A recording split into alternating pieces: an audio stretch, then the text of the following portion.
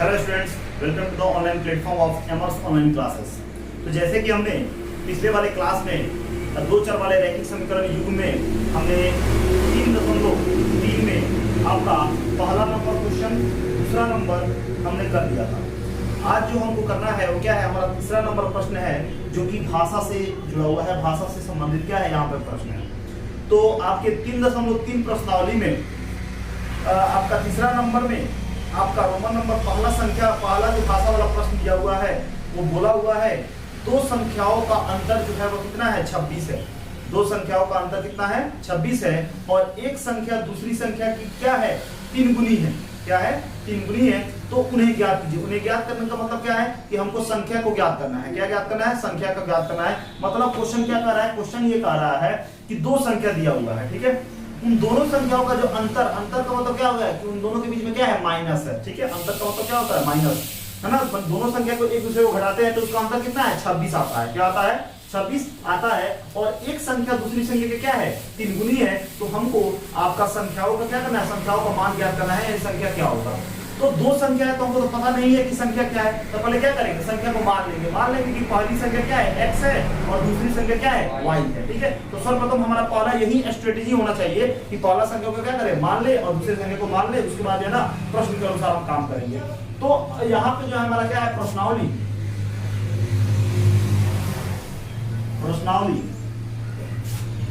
आपका 3.3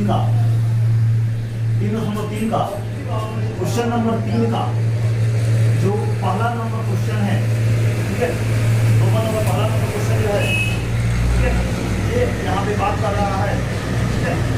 इसमें हमको दो संख्याओं को ज्ञात करना है, ठीक है। तो हमने अभी बताया क्या करेंगे, लिखेंगे पहली संख्या, माना की, क्या लिखेंगे, माना की पहली संख्या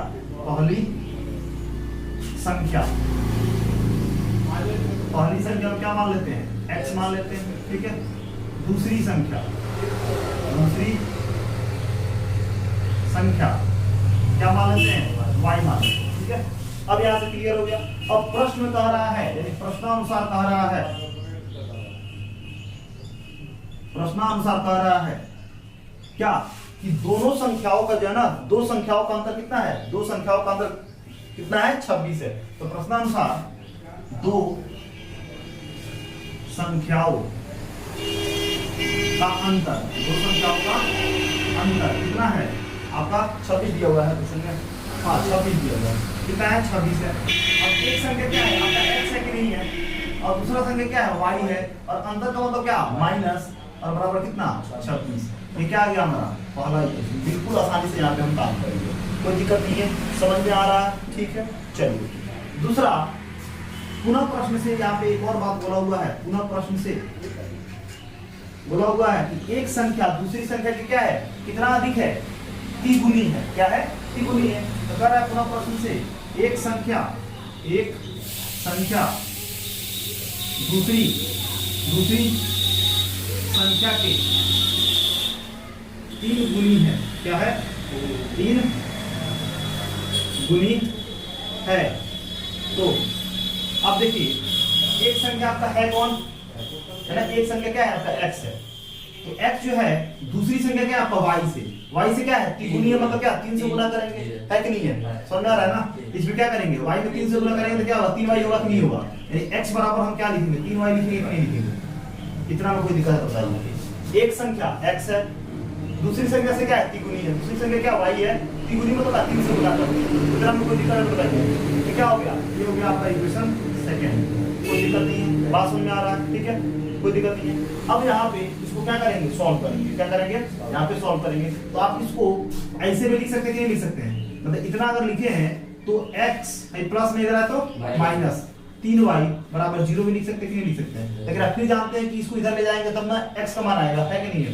तो अब देखिए यहाँ पे, अब जैसे कि हमने ये 3.3 को क्या कर रहे हैं, आपका ये प्रतिस्थापन विधि से सॉल्व कर रहे हैं। यहाँ पे x का वैल्यू तो आ ही गया है, तो हम x के मान को क्या करेंगे, समीकरण 1 में रख देंगे कि नहीं रख देंगे, ठीक है।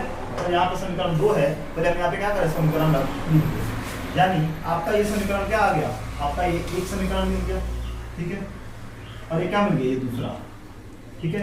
अब यहाँ पे दूसरा समीकरण में x का वैल्यू दिया हुआ है, तो इस x की वैल्यू को क्या करेंगे, समीकरण 1 में रखेंगे कि नहीं रखेंगे, है ना। तो क्या करेंगे, x के मान को समीकरण 1 में रखने पर, ठीक है, यहाँ पे क्या लिखेंगे, लिखेंगे x के मान को समीकरण 1 में रखने पर कोई दिक्कत नहीं है। अब x समीकरण में कौन है, x माइनस वाई बराबर कितना है 26 है, ठीक है। तो x की यहाँ पे क्या रखेंगे बताइए, 3y रखेंगे कि नहीं रखेंगे, और माइनस में y बराबर कितना 26, तो 3 में से y जाएगा कितना हो जाएगा 2y बराबर कितना 26, तो 2 को बाद में 26 कितना बाद में 13 बाद में, यानी y कितना आ गया, y आ गया 13। अब इस y के मान को उठा कर क्या रख देंगे, समीकरण 2 में रख देंगे तो नहीं निकल जाएगा, निकल जाएगा कि नहीं रखेगा। तो अब क्या लिखेंगे, y के मान को समीकरण 2 में रखने पर, ठीक है। तो समीकरण 2 कौन है, x बराबर 3y, x ऐसे ठीक है, 3 भी ऐसे ठीक है, y का वैल्यू कितना 13, x बराबर कितना हो गया 39। तो बताओ, तो यहाँ पे क्या लिखेंगे, इसीलिए लिखेंगे पहली संख्या क्या हो जाएगी, पहली संख्या को हमने क्या माना है, x माना है ना, x का वैल्यू कितना है 39, पहली संख्या कितना हो जाएगी 39, और दूसरी संख्या को हम क्या माने हैं y माने हैं, तो y कितना आया था 13। इस तरह से हमारा पहली संख्या भी आ गया और दूसरी संख्या भी आ गया, कोई दिक्कत नहीं है। की जांच करने के लिए दोनों को गुणा करेंगे तो 13 की आएगी, कति संख्या करेगा, मतलब क्वेश्चन में दिया है एक संख्या दूसरी संख्या से 3 गुनी है नहीं, तो वहाँ पे दूसरी संख्या को पहली संख्या में गुणा करेंगे तो गुना नहीं आएगा। हाँ देखो ना, 100 को रखो ना 3 गुना नहीं आएगा, ठीक है, वही हो गया तुम्हारा बोला हुआ था पहली संख्या और दूसरी संख्या निकालिए, तो कंडीशन को आप समझ ही रहे हैं क्या है, कैसे करना है, ठीक है। तो इस तरह से जो हमारा पहला जो प्रश्न हो गया यहाँ से खत्म हो गया। तो अब चलते हैं क्या, दूसरा नंबर क्वेश्चन हम देखते हैं। तो यहाँ पे आपका पहला नंबर क्वेश्चन जो है 3 का, यानी 3.3 का प्रश्नावली 3.3 का जो आपका तीसरा नंबर का पहला नंबर क्वेश्चन जो है वो खत्म हो गया यहाँ पे। अब दूसरा नंबर क्वेश्चन कह रहा है दो संपूरक कोणों में, अब जानते हैं संपूरक कोण का मतलब क्या होता है, 180 डिग्री होता है, ठीक है। इसको हम क्या कहते हैं, समीकरण होता है, ठीक है। तो दो संपूरक कोणों में बड़ा कोण छोटे कोण से क्या है 18 डिग्री अधिक है, उन्हें ज्ञात कीजिए, ठीक है। तो हमको तो पता नहीं है कि बड़ा कोण क्या है और छोटा कोण क्या है, तो सबसे पहले क्या करेंगे, बड़ा कोण और छोटा कोण को क्या करेंगे, मान लेंगे, ठीक है, कोई दिक्कत नहीं है। तो माना कि छोटा कोण क्या करेंगे, छोटा बड़ा किसको x या किसको y आप मान सकते हैं, ठीक है। क्या बड़ा कोण और छोटा कोण के बारे में क्या हो रहा है, बात हो रहा है, तो पहले मान लेंगे, ठीक है। तो आपका दूसरा नंबर जो क्वेश्चन है उसमें कोण के बारे में बोला हुआ है, तो मान लेंगे कि माना कि छोटा कोण को हम क्या मान लेते हैं, x डिग्री मान लेते हैं, ठीक है। और आपका बड़ा कोण को हम क्या मान लेते हैं, y डिग्री मान लेते हैं, कोई दिक्कत नहीं, बात में आ रहा है, ठीक है, समझ में आ रहा है। अब यहाँ पे बोला हुआ है कि दो संपूरक कोण, क्या बोल रहा है यहाँ पे, दो संपूरक, ठीक है, दो संपूरक कोण में बड़ा कोण छोटे कोण से क्या है 18 डिग्री अधिक है। अब बताइए यहाँ पे दो जो कोण लिए हुए हैं यानी x और y, संपूरक का मतलब क्या है कि दोनों का सम कितना है 180 है। तो प्रश्नानुसार लिखेंगे, प्रश्नानुसार कोई दिक्कत नहीं है ना, तो लिखेंगे दोनों कोणों का योग, दोनों कोणों का योग कितना होता है, दोनों कोण लिखिए दो संपूरक कोण का योग, यहाँ पे लिखेंगे दो संपूरक कोणों का योग कितना होता है जी 180 डिग्री होता है, क्योंकि यहाँ पे क्या बोला हुआ है, दो संपूरक कोणों का क्या बोला हुआ है, दो संपूरक कोणों में बड़ा कोण छोटे कोण से क्या 18 डिग्री अधिक है, तो उन्हें ज्ञात कीजिए, यानी दो संपूरक कोणों को बात हो रहा है। तो दो संपूरक कोणों का योग कितना होता है, ठीक है, 180 डिग्री होता है। वैसे आपका संपूरक कोण का मतलब होता है 180, ठीक है, और यहाँ पे जैसे कि दो कोण दिया हुआ है ना, इसीलिए दोनों का मान का बात हो रहा है, ठीक है। मैंने आपका संपूरक कोण का मतलब क्या होता है 180 डिग्री तो होता है, लेकिन यहाँ पे दो कोण का बात हो रहा है ना, यहाँ पे बोला हुआ है कि दो संपूरक कोणों का बात हो रहा है, दो संपूरक कोणों का योग कितना होगा 180। वैसे लास्ट वो संपूरक कोण होगा, तो वो मतलब लास्ट कर रहा है कि मतलब पांच संपूरक कोणों का योग का मतलब क्या है, तो कहने का मतलब संपूरक का मतलब 180 होता है, और जितना भी कोण है उनको जोड़ के ही ना 180। यहाँ पे दो कोण का बात हो रहा है, इसका मतलब क्या है, दो कोण का मतलब क्या है आपका x डिग्री वाई डी और दोनों का सम कितना 180 कितना है 180 तो दिक्कत नहीं समझ आ रहा है। तो दो समपूरक कोण का मतलब क्या समपूरक का मतलब होता है 180 और दो कोण आया मतलब क्या योग मतलब क्या दोनों कोणों को अगर जोड़ते हैं तो उनका मान कितना आता है 180 आता है। ये आ गया यहाँ पे पहला अब कह रहा है क्या अब आगे बोल रहा है कि जो बड़ा कोण है वो छोटे कोण से क्या है 18 डिग्री अधिक है ना पूरा प्रश्न से पुनः प्रश्न से क्या बोल रहा है बड़ा कोण छोटे कोण से 18 डिग्री अधिक है ठीक है। मतलब क्या बड़ा कोण मतलब ये बड़ा कोण कौन है आपका वाई है छोटा कोण कौन है आपका एक्स है से कितना अधिक है थोड़ा सा 18 डिग्री समझ आ रहा है कि नहीं आ रहा है। इसको कर लिए क्या हम समझ में आया दो इक्वेशन मिल गया सॉल्व करेंगे कि नहीं करेंगे बताओ वाई के मान को क्या करना समीकरण में रखेंगे कि नहीं रखेंगे। तो हमने क्या किया क्वेश्चन में दिया हुआ है दो समपूरक कोणों में बड़ा कोण क्या है छोटे कोण से 18 डिग्री अधिक है तो नहीं जाता है। इसका मतलब है समपूरक कोण का मतलब क्या 180 और दो कोण का बात हो रहा है दोनों का सम तो 180 तो होगा नहीं होगा इससे हमका पहला समीकरण मिल गया। अब बोल रहा है कि बड़ा कोण छोटे कोण से क्या है 18 डिग्री अधिक है क्या है 18 डिग्री अधिक है। तो यहाँ पे आपका बड़ा कोण क्या है y है और छोटा कोण क्या है आपका x है। तो अब बड़ा कोण कौन क्या माने y है और छोटा कोण क्या है 18 x है इसमें कितना अधिक है बड़ा कोण तो 18 अधिक है तो y बराबर x प्लस 18 डिग्री हो गया। अब क्या करें इस y के मान को उठाकर क्या करें यानी क्या लिखेंगे y के मान को समीकरण 1 में रखने पर ठीक है। तो समीकरण को लिखिए x प्लस वाई बराबर कितना 180 डिग्री मतलब आपका x तो इसे ठीक है y को क्या लिख सकते हैं x प्लस 18 लिख सकते हैं बराबर कितना 180 हो जाएगा। ये कितना हो जाएगा 2x प्लस कितना 18 बराबर 180 हो जाएगा कोई दिक्कत नहीं है। अब 2x तो इसे ही ठीक है 180 भी इसे ही ठीक है और ये प्लस में 18 जाए तो माइनस में 18 डिग्री कितना हो जाएगा बताइए 62 यानी 162 ठीक है। और ये क्या हो जाएगा 2x तो 2 8 16 2 एकम 2 यानी कितना होगा x बराबर कितना 81 डिग्री कितना हो गया 81 डिग्री। अब x के मान को क्या करेंगे x के मान को समीकरण 2 में रखेंगे x के मान को समीकरण 2 में रखने पर समीकरण 2 कौन है y बराबर x प्लस 18 डिग्री है ना y बराबर क्या हो जाएगा x कितना 81 कितना हो जाएगा है 8 9 और 8 9 99 डिग्री भाई कितना हो गया 99 डिग्री। मतलब क्या इसलिए क्या लिख देंगे छोटा कोण इसीलिए छोटा कोण का मान कितना हो जाएगा छोटा कोण क्या मान x डिग्री में माना है छोटा कोण कितना हो जाएगा जी 81 डिग्री और बड़ा कोण क्या माने हैं y डिग्री माने है ना तो y डिग्री कितना हो जाएगा आपका 99 हो जाएगा और यही आपका रिक्वायर्ड आंसर हो गया ठीक है।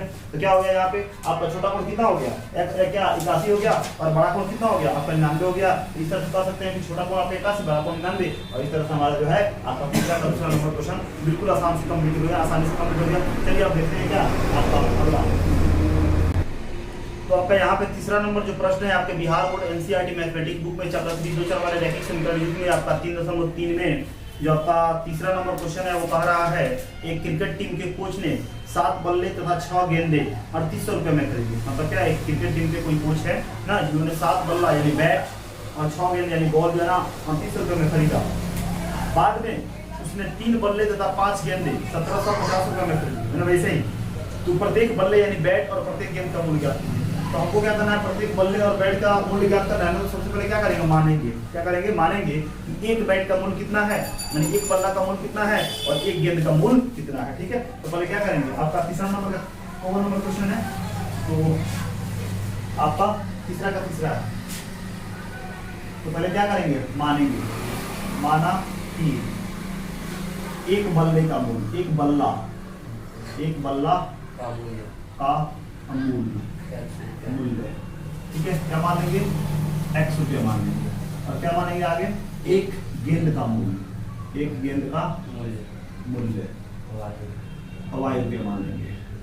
मान लेंगे अब प्रश्न अनुसार तो प्रश्न अनुसार क्या कह रहा है कि क्या कितना 7 बल्ला और 6 गेंद का मूल्य कितना है 38 रुपया। तो 7 बल्ला का मतलब क्या है, एक बल्ला का अगर 100 रुपया दाम है तो 7 बल्ले यहाँ पे लिखेंगे क्या 7 बल्ले और 7 बल्ले तथा 6 गेंद का मूल्य लिखेंगे 7 बल्ले तथा 6 गेंद है 6 गेंद का मूल्य 6 गेंद का मूल्य कितना है जी 3800 रुपया। कितना है 3800 रुपया। तो एक बल्ले का मूल्य अगर x है तो 7 बल्ले का मूल्य क्या होगा 7x। एक गेंद का मूल्य अगर y है तो 6 गेंद का मूल्य कितना हो जाएगा 6y। और दोनों का जोड़ कर ही तो कितना रुपया हुआ है 3800 रुपया हुआ है कि नहीं है। इसको मान लेंगे क्या पहला, इतना तो कोई दिक्कत नहीं है। दूसरा पुनः प्रश्न से, पुनः प्रश्न से तीन प्रश्न में क्या बोल रहा है कि कितना बल्ला 3 बल्ला तथा 5 गेंद। ठीक है, क्या बोला प्रश्न में बोला हुआ 3 बल्ले तथा 5 गेंद है ना 5 गेंद का मूल्य कितना बोला हुआ है 1750। तो एक बल्ला का अगर x है तो 3 बल्ला का क्या हो जाएगा 3x प्लस 5 गेंद, एक गेंद का क्या y है तो 5 गेंद का क्या 5y बराबर कितना 1750। इसको मान लेंगे क्या 2 और इसको क्या करेंगे प्रतिस्थापन विधि से क्या करेंगे हल करेंगे। ठीक है, तो क्या आप जानते हैं ना समीकरण 1 से लिखेंगे कि नहीं लिखेंगे है ना, तो लिखेंगे अब यहाँ पे समीकरण 1 से, तो समीकरण 1 को लिखिए क्या है आपका 7x + 6y बराबर कितना 38 है कि नहीं 3800 है। अब जानते हैं कि आप क्या करेंगे, मान लेते हैं हम 7x रखते हैं, आप जो मन करे आप वहाँ पे रख सकते हैं, कोई दिक्कत नहीं है। ठीक है, समझ में आ रहा है, इसमें कोई दिक्कत नहीं है। ठीक है, कोई दिक्कत नहीं है। तो आप एक के अनुसार काम कीजिए, 2 के अनुसार काम कीजिए, जोड़ी कीजिए तो बताइए। हम 7x को यहीं पे रखते हैं, तो बाकी क्या करेंगे इधर लाएंगे कि नहीं लाएंगे। क्लियर है 3800 प्लस में जाए तो -100y और x बराबर कितना होगा 3800 -100y बराबर कितना 7। ये क्या हो जाएगा क्वेश्चन 3। अब क्या करेंगे, अब इस x के मान को क्या करेंगे समीकरण 2 में रखेंगे कि नहीं रखेंगे। क्या लिखेंगे x के मान को समीकरण किसमें 2 में रखने पर 2 में रखने पर। ठीक है, तो समीकरण 2 क्या है 3x + 5y बराबर कितना 1750। फिर ऐसे ठीक है x की जगह पे क्या रखेंगे आपका 3800 -100y और कितना 7 और बाकी जीरो कर दो प्लस 5y बराबर कितना 1750। क्लियर है। अब क्या होगा इसमें तो कटेगा नहीं, अब 38 में 3 से गुना करेंगे तो कितना होगा 38 में 3 से मल्टीप्लाई कर दिए तो 8 के 24 के 4 हाथ में 2 3 9 2 कितना 11 यानी 114 कितना होगा 114 पे क्या डबल जीरो और माइनस कितना 36 का 18y और बटा में कितना 7 होगा कि नहीं होगा प्लस क्या 5y बराबर कितना 1750 बटा में 1 होगा कि नहीं होगा। एलसीएम लेंगे ना कितना आ जाएगा 7 आ जाएगा। 7 से तो बात देंगे 1 यानी 11400 और माइनस 18y ऐसे ही रहेगा और प्लस 7 को कितना हो जाएगा 33y बराबर कितना 1750। ये गुना भागों में आएगा तो गुना में यानी 11400 माइनस 18y। अब यहाँ पे ये भी तो काम कर सकते हैं ना 35 में 18 जाएंगे कितना हो जाएगा 36 यानी 17 हो जाएगा ना। क्या हो जाएगा प्लस 17y बराबर कितना हो जाएगा 1750 में गुना कर देंगे किससे 7 से, तो दिक्कत नहीं है ना 735। ठीक है 815 हाँ ठीक है। अब गुना कर दीजिए 1750 में कितना से 7 से, तो 0 7 में 35 के 5 हाथ में 3 7 7 49 50 से 52 52 का 2 हाथ में कितना 5 7 5 कितना 12 कितना हो जाएगा 12250। कोई दिक्कत नहीं है। अब ये क्या है आपका जो लिखिए 11400 और प्लस कितना 17y। ठीक है प्लस में जाएगा तो माइनस यानी आपका 17y हो जाएगा और कितना 12 2 2 2 5 0 माइनस 11400 बढ़ा दीजिए 12250 में क्या करेंगे 11400 बढ़ा देंगे तो 0 हो जाएगा 5 जाएगा 2 में 4 ये 12 में 4 ये 8 से 12 ये 0 0 ये कितना होगा 17y बराबर कितना 850 17 50 कितना y बराबर कितना हो जाएगा 50 हो जाएगा y बराबर कितना हो जाएगा 50 हो जाएगा। और y के मान को क्या करेंगे समीकरण 3 में रख देंगे। ठीक है तो y के मान को समीकरण 3 में क्या करने पर रखने पर या प्रतिस्थापित करने पर तो ये समीकरण 3 क्या है x बराबर क्या दिया हुआ है 3800 माइनस 6 -6y और बटा में कितना 7, यानी x बराबर क्या हो जाएगा 3800 और -6 गुना y का वैल्यू कितना है 50 है, ठीक है, बटा कितना 7 3800 और 5 से कितना 7 x बराबर कितना हो जाएगा 3500 और कितना 7 बचे 35 x बराबर कितना 500। मतलब क्या पता चला कि x किसको माना है, एक बल्ला का मूल्य कितना है 500 रुपया, इसीलिए एक बल्ला का मूल्य क्या माना है बल्ला को x माना है, तो x कितना हो जाएगा रुपया 500, ठीक है। और क्या लिखेंगे एक ये देखो तो नीचे लिखा है एक गेंद का मूल्य क्या माने है इसको y माने है, कितना हो जाएगा 50 रुपये। अब इस तरह से हमारा प्रश्न, ठीक है। तो यहाँ पे ठीक है, इतना में पहले क्या हुआ, हमने क्या माने एक बल्ला का मूल्य कितना है x है, एक गेंद का मूल्य कितना है y है, तो बोला 7 बल्ले तो 6 गेंद का मूल्य कितना होगा, तो जानते हैं अगर एक बल्ले का x रुपया है तो 7 बल्ले कितना हो जाएगा 7x और 6 गेंद का y है तो 6 गेंद का क्या हो जाएगा 6y बराबर कितना 800 हो जाएगा। इस तरह से हमारा 12 वाला इक्वेशन आ गया। दूसरा इक्वेशन क्या बोला, दूसरा प्रश्न क्या बोला हुआ है कि 3 बल्ले तथा 5 गेंद का मूल्य जो है कितना है, सबका 77 एक बल्ले का x तो 3 बल्ले का 3x 5 एक गेंदा का y तो 5 गेंदा का क्या हो जाएगा 5y, और दोनों को जोड़ेंगे तभी तो 750 आ रहा है। और अब प्रतिस्थापन विधि तो समझते ही हैं, पढ़ लिए बढ़िया से समझ लिए कि प्रतिस्थापन विधि में क्या करते हैं, यहाँ पे समीकरण एक लिखते हैं, एक चर को रखते हैं, बाकी को उधर भेजते हैं, तो वैल्यू आएगा x y को इक्वेशन सेकंड में रखते हैं, सॉल्व करते हैं, सॉल्व करने के बाद आपका एक वैल्यू आएगा y या x का, उसको क्या करेंगे इक्वेशन थर्ड में रखेंगे, सॉल्व करेंगे, हमारा जो आएगा x और y का। इसी तरह से हमारा क्वेश्चन सॉल्व हो गया। तो अब चलते हैं अगला क्वेश्चन देखते हैं कि अगला क्वेश्चन आपका क्या है, ठीक है, चलिए देखते हैं। चौथा नंबर अब जो क्वेश्चन है, चौथा नंबर जो क्वेश्चन है वो बोल रहा है कि एक नगर में टैक्सी के भाड़े में एक नियत भाड़े के अतिरिक्त चली गई दूरी पर भाड़ा सम्मिलित किया जाता है। 10 किलोमीटर दूरी के लिए भाड़ा 105 रुपया है तथा 15 किलोमीटर के लिए भाड़ा 155 रुपया है।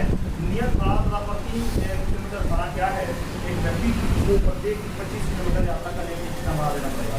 मतलब ये बात यहाँ पे बोला हुआ है कि एक टैक्सी है, किसी क्या बोलते हैं आपके किसी नगर में एक टैक्सी चलता है, ठीक है, जिसमें अगर आप बैठते हैं, उसमें अगर आप बैठते हैं तो उसके बाद आपको कुछ रुपया पेमेंट करना पड़ेगा, उसमें कुछ रुपया देना पड़ेगा, ठीक है।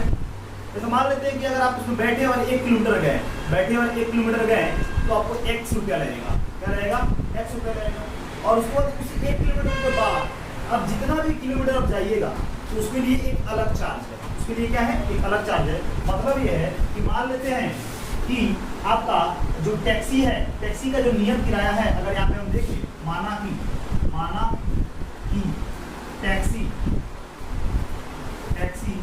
का नियत भाड़ा या किराया हम मान सकते हैं क्या x रुपया। मतलब अगर आप टैक्सी में बैठे तो आपका x रुपया तो आपको देना ही पड़ेगा, ठीक है। अगर आप टैक्सी में बैठ गए तो आपको x रुपया देना पड़ेगा। अब उसके बाद मान लेते टैक्सी का नियत भाड़ा मतलब क्या है कि आप बैठे कुछ दूर गए तो आपको x रुपया तो देना ही पड़ेगा। अब उस दूरी के बाद आप जितना किलोमीटर जाते हैं, आप जितना किलोमीटर जाएंगे उतना आपको देना पड़ेगा अतिरिक्त भाड़ा। तो मान लेते हैं टैक्सी का अतिरिक्त भाड़ा क्या है, टैक्सी का अतिरिक्त भाड़ा या किराया भाड़ा हम क्या मान लेते हैं रुपया y मान लेते हैं। मतलब आप ऐसे समझ सकते हैं कि आप टैक्सी में बैठे, इतना समझिए, अगर उतना समझ नहीं आता आप ऐसे समझ सकते हैं। आप टैक्सी में बैठे तो आपका x रुपया तो लगेगा, ठीक है, टैक्सी में बैठा तो x रुपया लगेगा। अब जितना किलोमीटर आप जाते हैं तो क्या होगा आपका अतिरिक्त किराया होगा, उतना आपको देना पड़ेगा, ठीक है।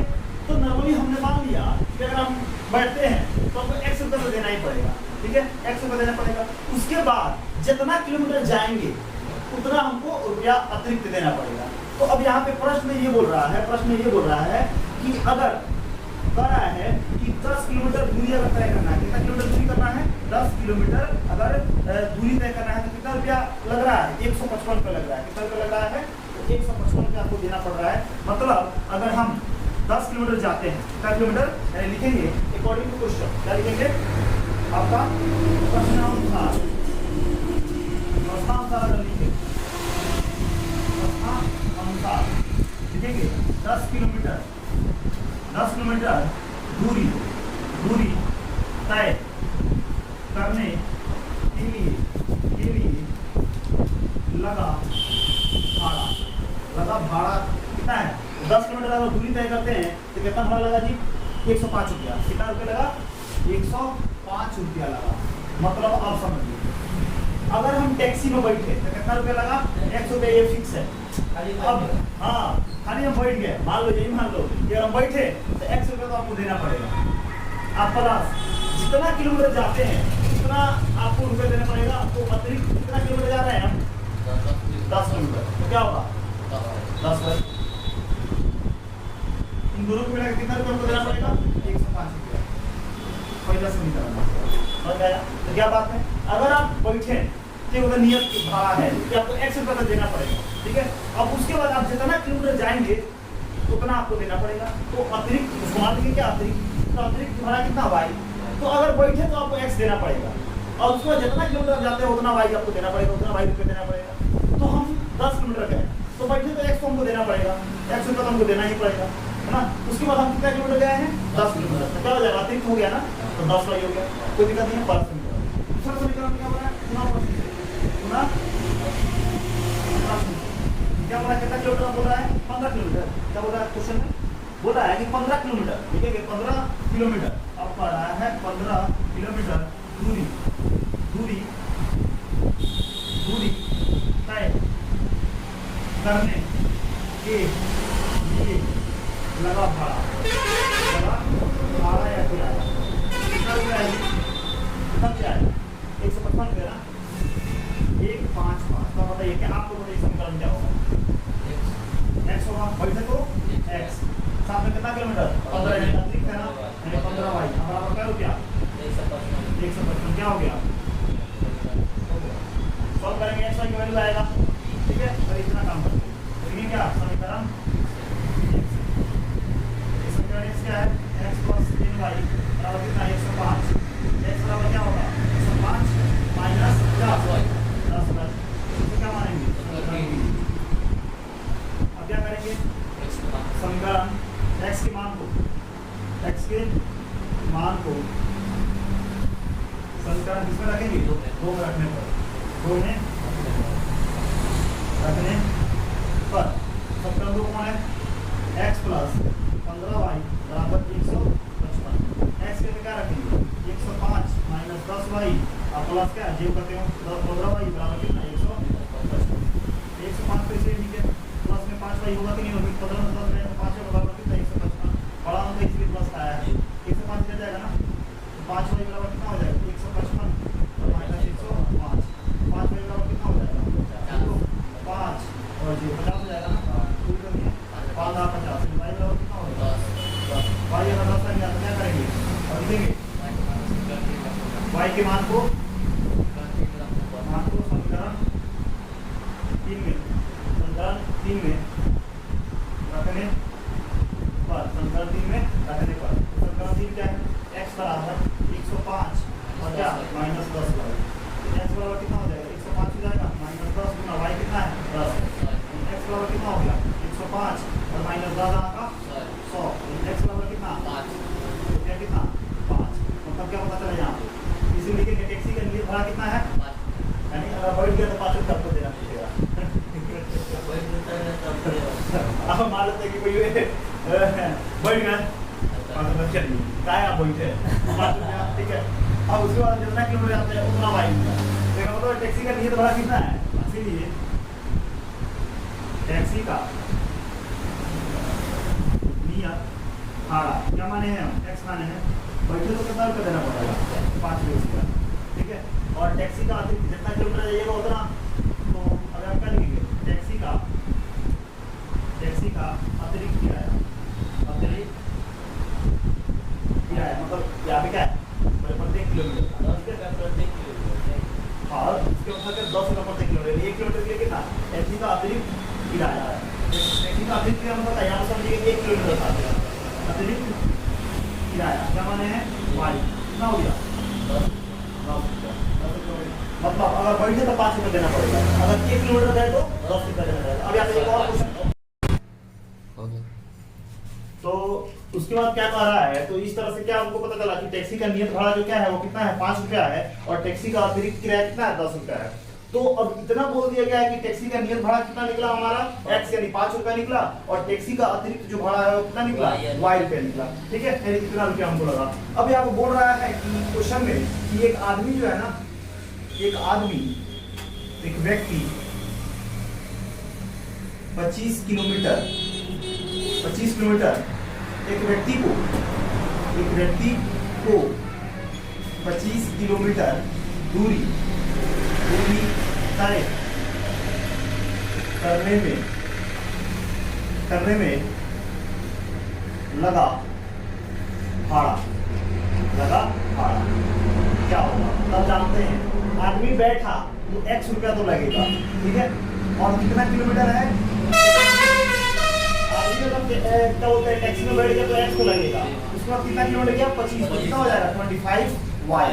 अब हमको x का वैल्यू पता है कितना होगा, 5 है, और प्लस में 25 इंटू और y का वैल्यू कितना है, 10। ठीक है, तो ये हो जाएगा कितना, ये हो जाएगा आपका 5 और प्लस कितना 250, यानी कितना हो जाएगा, यानी 255 रुपया। यानी अगर एक व्यक्ति 25 किलोमीटर दूरी तय करता है तो उसको कितना भाड़ा देना पड़ेगा, 255 रुपया देना पड़ेगा। ठीक है, इतना में अगर क्लियर है, अगर इतना में कोई दिक्कत नहीं है तो हम अपना जो है 5वां नंबर जो क्वेश्चन है वो करेंगे। तो हमारा 5वां नंबर क्वेश्चन में क्या बोल रहा है, तो 5वां नंबर क्वेश्चन में कह रहा है कि यदि किसी भिन्न के अंश और हर में, यदि किसी भिन्न के अंश और हर दोनों में 2 जोड़ दिया जाए तो वह 9/11 हो जाती है। यदि अंश और हर दोनों में 3 जोड़ दिया जाए तो वह कितना हो जाती है, 5/6 हो जाती है। तो वो भिन्न क्या कीजिए, तो अभी तो हमको पता ही नहीं है कि अंश क्या है और हर क्या है। तो सबसे पहले क्या करेंगे, अंश और हर को मानेंगे। तो चलिए अब देखते हैं अंश और हर को क्या करते हैं, मानते हैं कि क्या है, कैसे। तो 5वां नंबर में क्या बोल रहा है, तो 5वां नंबर हमारा बोल रहा है कि भिन्न के अंश में, भिन्न का मतलब क्या होता है, भिन्न का मतलब होता है कि अपॉन में, मतलब भिन्न का मतलब क्या है कि कोई ऊपर क्या कहते हैं, भिन्न करते हैं q/q के रूप में। हम इसको अगर दिखा देते हैं, या आप इसको क्या कहते हैं, अंश कहते हैं ना, इसको क्या कहते हैं, हर कहते हैं। तो पहले हमको अंश पता नहीं है, हर पता नहीं है, तो भिन्न हमको क्या पता चलेगा ना। तो पहले क्या करेंगे, अंश और हर को कुछ मान लेंगे। ठीक है, x y मानेंगे, आप जानते हैं। तो सर्वप्रथम करेंगे क्या, मानेंगे। ठीक है, क्या माना कि, कितना नंबर है, 5वां नंबर, माना कि क्या मानेंगे कि हमारा जो अंश है वो कितना है। ठीक है, तो मान लेंगे अंश जो है वो क्या है, x है, और आपका हर जो है वो क्या है, y है। ठीक है, कोई दिक्कत नहीं, समझ में आ रहा है। ठीक है, तो अब यहाँ पे करेंगे माना कि अंश क्या मान ले, x मान लेते हैं, और हर क्या मानते हैं, y मान लेते हैं। तो भिन्न क्या हो जाएगा बताइए, x बटा y। और प्रश्नानुसार क्या बोला हुआ है कि यदि भिन्न के अंश और हर दोनों में 2 जोड़ दिया जाए, मतलब भिन्न के अंश, यानी भिन्न है ना, इसका अंश में भी 2 जोड़ दिया जाए और हर में भी 2 जोड़ दिया जाए, तो भिन्न कितना हो जाता है, तो भिन्न हो जाता है 9/11 हो जाता है। तो ये बात को लिखेंगे। ठीक है, क्या लिखेंगे,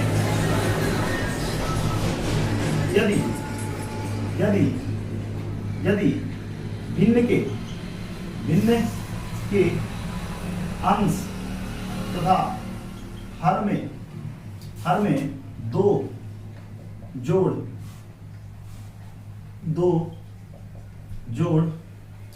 जाता है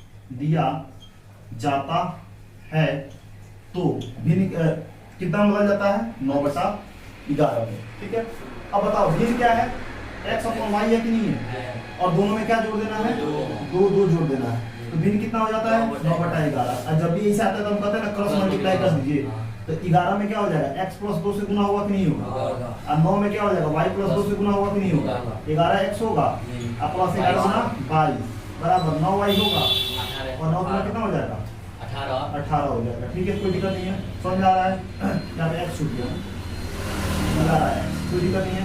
अब ये इसको इधर लाएंगे कि नहीं लाएंगे, ला सकते हैं ना। 11x इसे ठीक है, प्लस 22 इसे ठीक है, और क्या आपका -9y और प्लस में इधर तो -18 बराबर होगा। अब 11x इसे ठीक है, इसको y लिखते हैं, लिखते -9y, और 22 में से 18 गया तो कितना होगा, 4 बराबर 0। तो क्या हो गया, इक्वेशन आपका फर्स्ट है। कोई दिक्कत है तो बताइए, समझ आ रहा है ना। चलिए अभी क्वेश्चन फर्स्ट है, फिर लिखेंगे क्या, अब प्रश्न अनुसार पूरा पुनः प्रश्न से, पुनः प्रश्न से।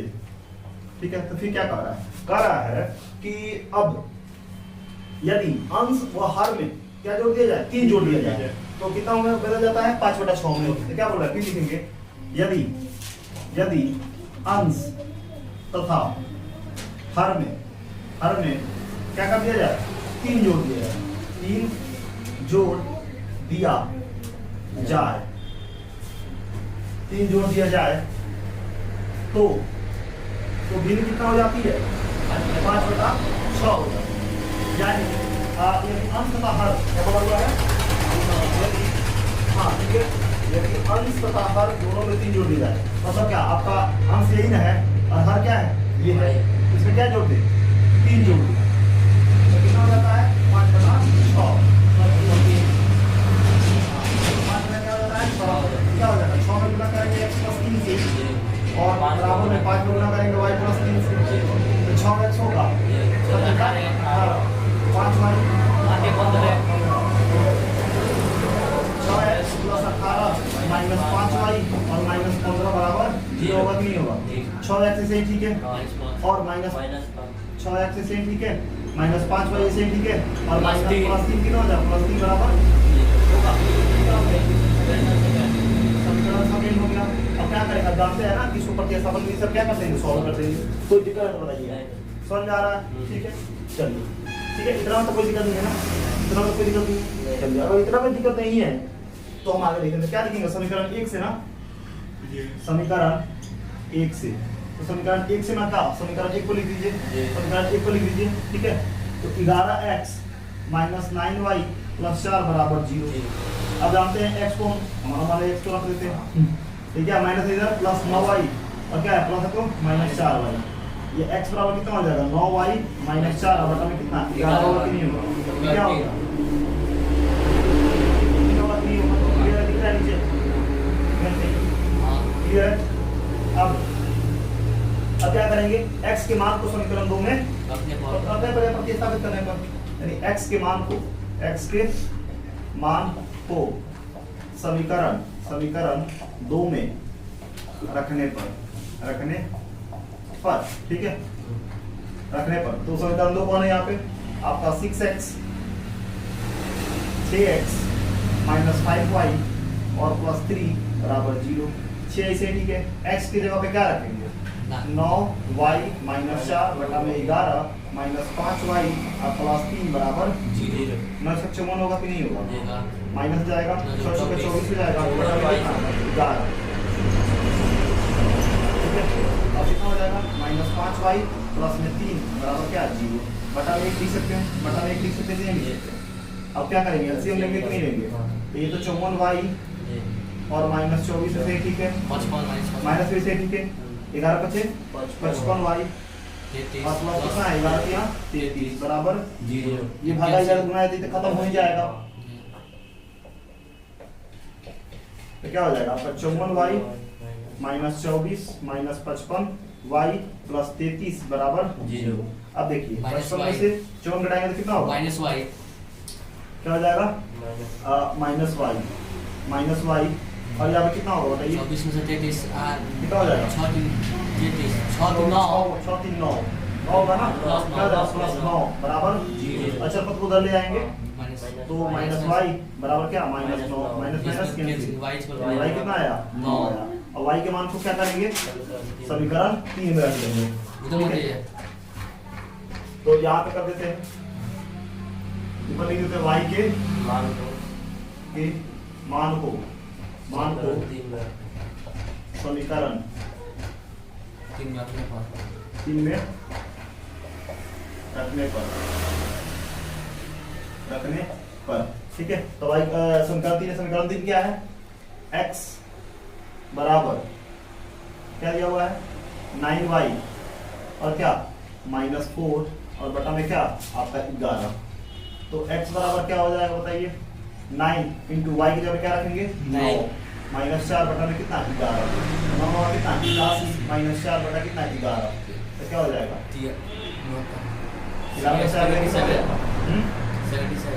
77 बटा 11 कंसीड 7 यानी 11 7 होता है, यानी x कितना आ गया 7 आ गया। मतलब अब बताइए, तो यहाँ पे हम क्या लिख सकते हैं, तो अंश, इसलिए अंश क्या हो जाएगा, अंश को हमने क्या माना था, x माना था ना, तो x कितना आया है 7 और हर कितना, हर में क्या माने थे y, तो हर कितना आया 9। तो बताइए इसीलिए तो भिन्न क्या हो जाएगा 7/9, भिन्न क्या हो जाएगा 7/9 और डेट इज द इक्वेशन यही रहेगा। ठीक है, कोई दिक्कत, क्या हो जाएगा 7/9 आपका यहाँ पे आंसर आ गया। तो समझ में आया क्या कि पहले बोला हुआ था कि किसी भिन्न के अंश हर में क्या करते हैं, जोड़ देते हैं तो कितना बदल जाता है 9/11 में बदल जाता है, और अंश हर में क्या कर देते हैं 3 जोड़ देते हैं तो वो 5 बटा कितना होता है 6 हो जाता है। तो हमको तो पहले यही पता नहीं था कि अंश क्या है हर क्या है, तो सबसे पहले हमने क्या कर दिया, अंश को मान लिया x और हर को क्या मान लिया y मान लिया।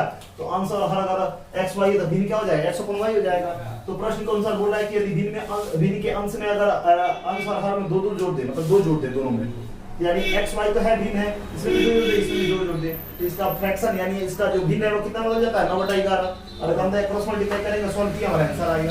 फिर उसी तरह आपका दूसरा पूर्ण प्रश्न में क्या बोला हुआ है, यदि अंश और हर में 3 जोड़ दिया जाए तो वो कितना बदल जाता है 5/6 में बदल जाता है। तो अंश और हर में क्या जोड़ते हैं 3 जोड़ दे दोनों में, और फिर क्या करेंगे क्रॉस मल्टीप्लाई करेंगे, सॉल्व करेंगे, हमारा आंसर आ जाएगा। प्रतिस्थापन भी फिर लगाएंगे, सॉल्व करेंगे, हमारा आंसर जो है ना आ जाएगा यहाँ पे। तो अंश 7 और हर क्या 9, तो भिन्न क्या हो जाएगा 7/9 हो जाएगा। तो इस तरह से जो हमारा 5वां नंबर जो क्वेश्चन है यहाँ पे खत्म हुआ। अब चलते हैं 6वां नंबर क्वेश्चन में, देखते हैं 6वां नंबर आपका क्वेश्चन क्या है। ठीक है, तो अब हमारा जो 6 नंबर जो क्वेश्चन है, 6वां नंबर जो प्रश्न है वो क्या बोल रहा है, वो बोल रहा है कि 5 वर्ष बाद जैकब की आयु उसके पुत्र की आयु से 3 गुनी हो जाएगी।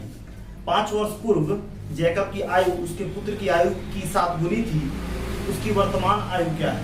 मतलब ये है कि यहाँ पे 3.1 में भी हम लोग आयु वाला यहाँ पे हम लोग काम किए थे, तो हमने बताया था जब भी बात की बात करें आयु में क्या होता है जुड़ता है।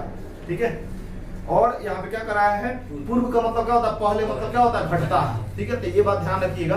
ठीक है, और जब भी किसी से तुलना करते किया जाता है ना, तो जिसकी आयु से अपोजिट वाला का तुलना किया जाता है कि मल्टीप्लाई उसमें हम लोग करते हैं। ठीक है, मान लेते हैं कि हमारा एज 5 वर्ष का है, ठीक है, और सामने वाला का क्या है 2 वर्ष का है, तो आज से 10 साल बाद मेरा एज उसके एज से क्या हो जाएगा 100 वर्ष हो जाएगा। तो 100 हमारे में गुना होगा कि उसके में गुना होगा, उसके में गुना होगा ना। इस तरह से ये स्ट्रेटेजी लेकर हम काम करते हैं। ठीक है, ये अगर 3 बात ध्यान में हो गया। ठीक है, एक पहले यानी अगर पहले बोले या पूर्व बोले तो माइनस करना है एज में, अगर बाद बोले या पश्चात बोले तो क्या करना है प्लस करना है। जिससे कंपेरिजन होता है उससे उसमें क्या करते हैं मल्टीप्लाई करते हैं। तो ये 3 बात अगर ध्यान में है तो आपको एज में कहीं से कोई दिक्कत नहीं, एज वाले प्रश्न में आपको कहीं से कोई परेशानी नहीं होगी।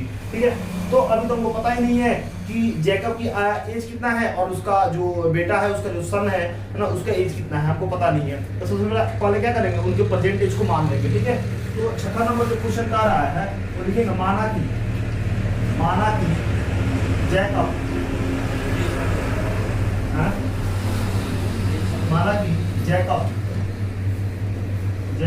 की वर्तमान आयु X1 क्या है X1।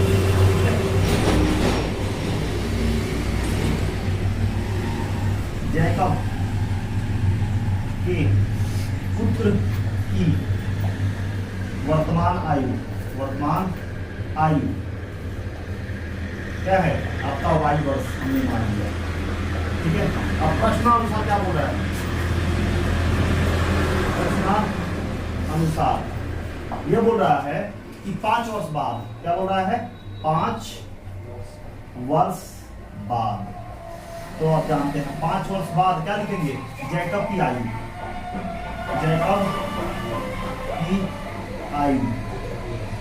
तो क्या करेंगे जैकब की आयु वर्तमान कितना है x, 5 वर्ष क्या हो जाएगा उसमें ऐड और घटाएंगे। बाद का बात होता है तो क्या करते हैं उसकी एज में प्रेजेंट में क्या करते हैं 5 जोड़ते हैं। ठीक है, बाद का बाद तो 5x + 5 वर्ष हो जाएगा। जैकब के पुत्र की आयु, जैकब के पुत्र की आयु और सर पुत्र की आयु क्या हो जाएगा y में भी क्या करेंगे 5 जोड़ेंगे। ठीक है, वर्ष इतना हो जाएगा। ठीक है, कोई दिक्कत नहीं है। ठीक है, तो 5 वर्ष बाद इनका कितना आयु हो गया इतना हो गया। ठीक है, कितना हो गया इतना हो गया। ठीक है, तो अब बोला हुआ है यहाँ पे कि अब बोल रहा है यहाँ पे कि अगर 5 वर्ष बाद उनके यानी उसका आयु यानी जैकब का आयु उसके पुत्र से कितना हो जाएगा 3 गुना हो जाएगा। मतलब यहाँ पे x प्लस 5 तो लिखेंगे, अब बराबर में y प्लस 5 भी लिखेंगे, ठीक है। अब बताओ ये जैकब का आयु हो गया, ये उसके पुत्र का आयु हो गया, तो कह रहा है जैकब का आयु उसके पुत्र के आयु से कितना गुना हो जाएगी 3 गुना हो जाएगा। बताओ 3 जैकब में होगा कि इसमें गुना होगा? पुत्र में होगा। पुत्र में गुना में होगा, जब क्या लिखेंगे 3। बात समझ आ रहा ना? जब भी कंपेरिजन किया जा रहा है तो जिससे कंपेरिजन किया जा रहा है अपोजिट से उसमें गुना करते हैं। x प्लस 5 पर इसे ठीक है, 3y और प्लस कितना 15। तो बताओ x प्लस 5 इसे ठीक है, ये दोनों प्लस में जाए तो माइनस में 3y माइनस 15 बराबर 0, कोई दिक्कत नहीं। अब x माइनस 3y इसे ठीक है और माइनस कितना हो जाएगा माइनस 10 बराबर 0। ये क्या होगा समीकरण आ गया, क्लियर है? इस तरह में कोई दिक्कत नहीं।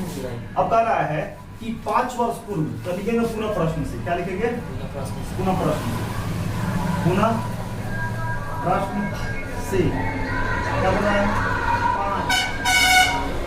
5 वर्ष पूर्व, 5 वर्ष पूर्व।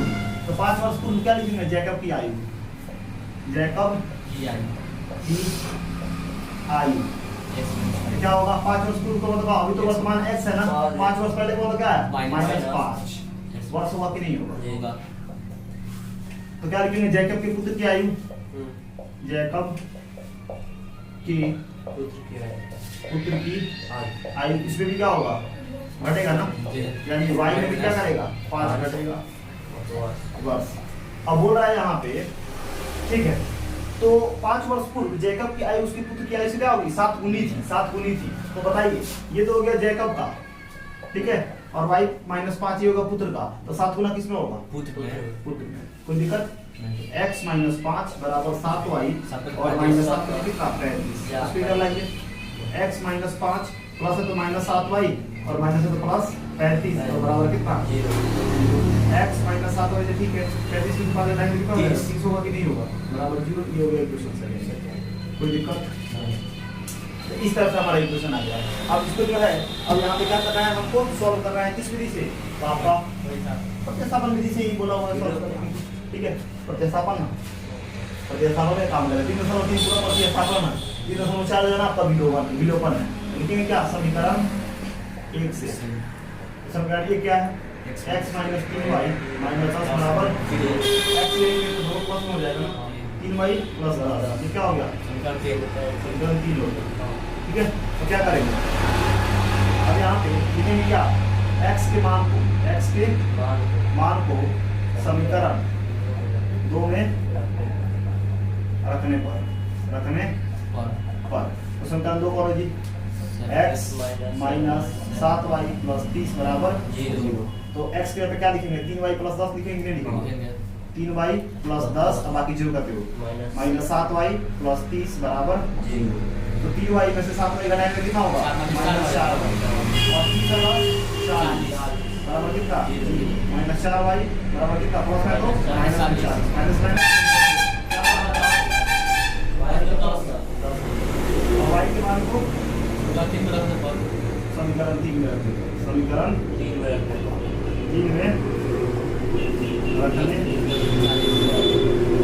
समीकरण 3 कौन है जी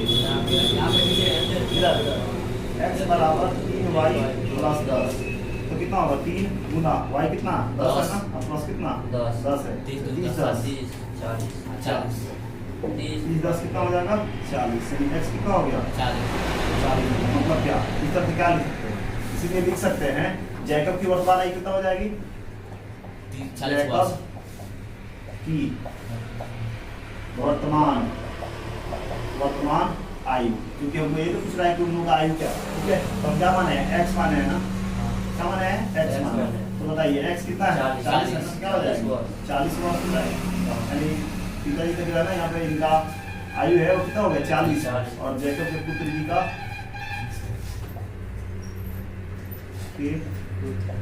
पुत्र की आयु क्या माने हैं y माने है ना, तो y कितना है 10 वर्ष। मतलब उनके पुत्र का जो आयु है वो कितना है 10 वर्ष है और इनका जो आयु कितना है 40 वर्ष।